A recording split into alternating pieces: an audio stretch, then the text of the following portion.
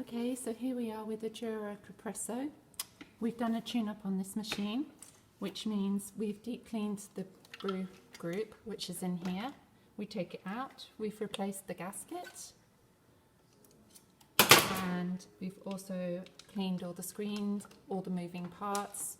We've then lubricated all the moving parts and put it back together again. We've then done a descaling on the machine using citric acid, and then we've run fresh water through it to make sure that's all good. And now we're going to do a test shot.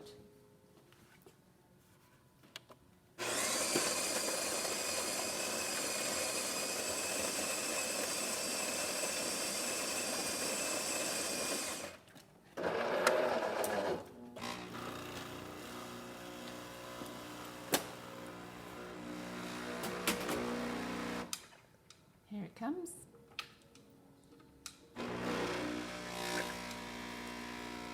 Shot's looking good. It's running at the right speed.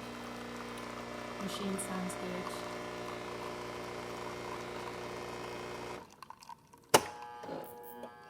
Yep, everything's great. Let's just do some steam.